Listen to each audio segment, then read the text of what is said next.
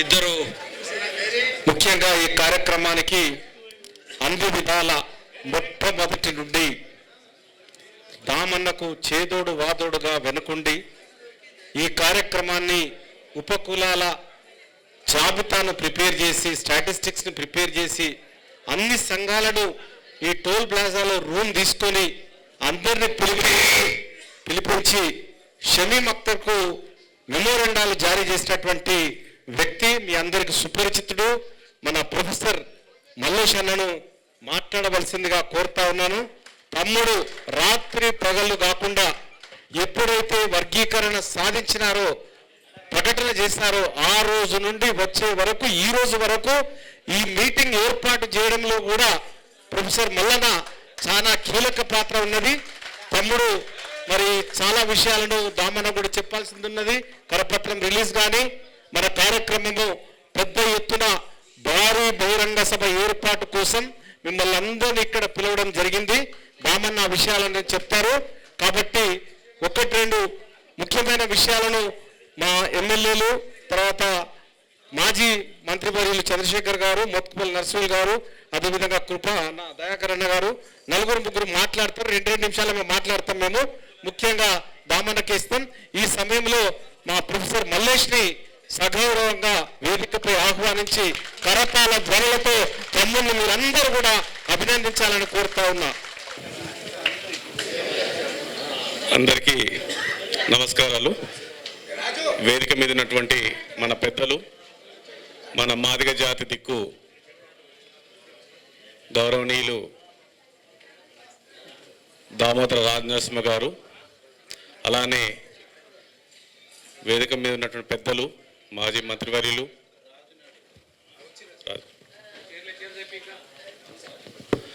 మోత్కుపల్లి నరసింహన్న గారు, అలానే చంద్రశేఖర్ సారు, అలానే ఇక్కడ మనందరికీ మేమున్నాము అంటూ ఎప్పుడు ఎల్లవేళలా మేము మాదిగ ఎమ్మెల్యేలము, మేము అందరం ఉన్నాము అని ఒక భరోసా ఇస్తూ ప్రతి విషయాల్లో మన అందరెమ్మటి ఉన్నటువంటి మన ఎమ్మెల్యేలు అందరూ స్టేజ్ మీద ఉన్నారు పేరు పేరున. అలానే ఇంకా పెద్దవాళ్ళందరూ చాలామంది స్టేజ్ మీద ఉన్నారు. స్టేజ్ మీదనే కాకుండా స్టేజ్ మీద కూర్చున్న వాళ్ళు కూడా చాలా గొప్పవాళ్ళు. వాళ్ళందరూ చాలామంది మీ అందరి త్యాగాల వల్లనే ఈరోజు ఇది సాధ్యమైంది.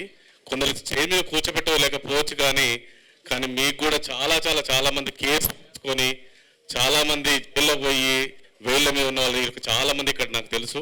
ప్రతి ఒక్కరికి ఈరోజు గొప్ప రోజు మనం అందరికీ. దామన్న ఆధ్వర్యంలో మనకి వర్గీకరణ జరగడం అనేది చాలా గొప్ప విషయము.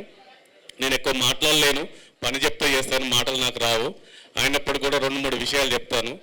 అంటే అందరికీ తెలుసు, ఈ విధంగా ఆగస్టు 1 నుంచి వచ్చిన సుప్రీంకోర్టు జడ్జిమెంట్ వచ్చిన తర్వాత ఏ విధంగా జరిగిన 2 ముక్కల్లో చెప్తాను. ఫస్ట్ ఆగస్టున 1 రోజు సుప్రీంకోర్టులో తీర్పు వెలువడిన వెంటనే మన మంత్రివర్యులు దామోదర రాజనరసింహ ఆధ్వర్యంలో మన ఎమ్మెల్యేలు అందరూ కలిసి మన గౌరవనీయులు ముఖ్యమంత్రి గారి దగ్గరికి వెళ్ళి ఇలా జరిగిందని చెప్పడం వెంటనే భారతదేశంలో ఎక్కడలేని విధంగా వితిన్ 1 గంట లోపులోనే నేను ఈ వర్గీకరణ కట్టుబడి ఉన్నాము, ఈ కాంగ్రెస్ గవర్నమెంట్ సామాజిక న్యాయానికి మేము ఉన్నాము, సమధర్మానికి మేము ఉన్నామని చెప్పి అసెంబ్లీ సాక్షిగా అనౌన్స్ చేయడం జరిగింది.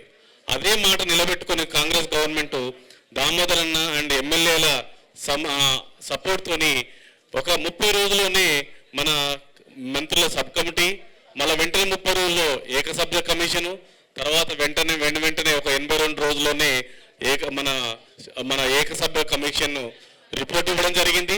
ఆ రిపోర్ట్ ప్రకారము ఈరోజు వర్గీకరణ కూడా మన అసెంబ్లీలో ఆమోదింపజేయడం జరిగింది. దీనికి సంబంధించిన ప్రతి ఒక్క విషయము మన మంత్రివర్యులు దామోదర రాజనరసింహ మీ అందరికీ, అంటే గత ఆగస్టు 1 నుంచి ఈ రోజు వరకు దామోదర రాజనరసింహ సారు మేము సార్ చెప్తూ పనిచేసినాం, కానీ నిజంగా సార్ చెప్పే పరిస్థితులు లేము.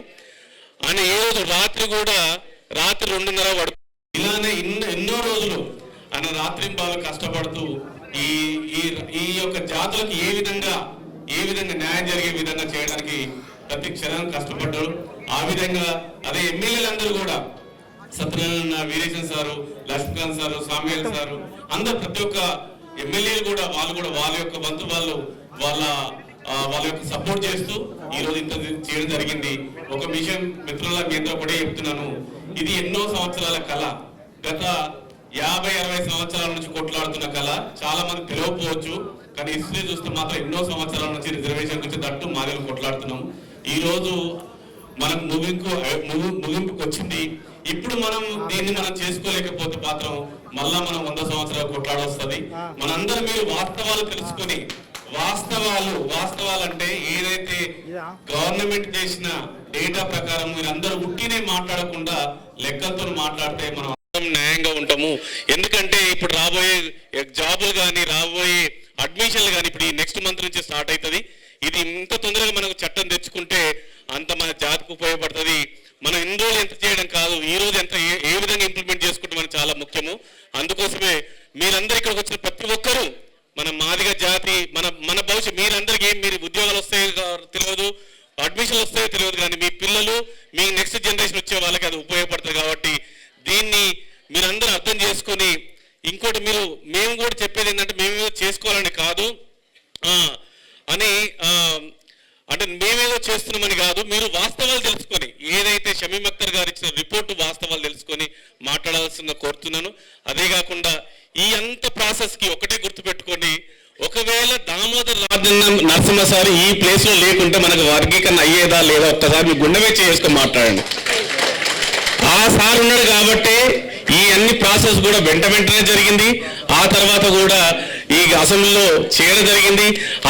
అదే దామోదర్ రాజేశ్వర మంత్రివర్యులకి ఎమ్మెల్యేలు అంతే బలంగా సార్తో ఉండి ఈ వర్గీకరణ సాధించుకున్నారు. కాబట్టి ఖచ్చితంగా వీళ్ళందరూ స్టేజ్ మీద ఉన్న వాళ్ళందరికీ మీరందరూ లేచి కరతాళ ఇవాళ క్లాప్స్ ఇవ్వాల్సిందిగా మనస్ఫూర్తిగా కోరుకుంటున్నారు. ప్రతి ఒక్కరు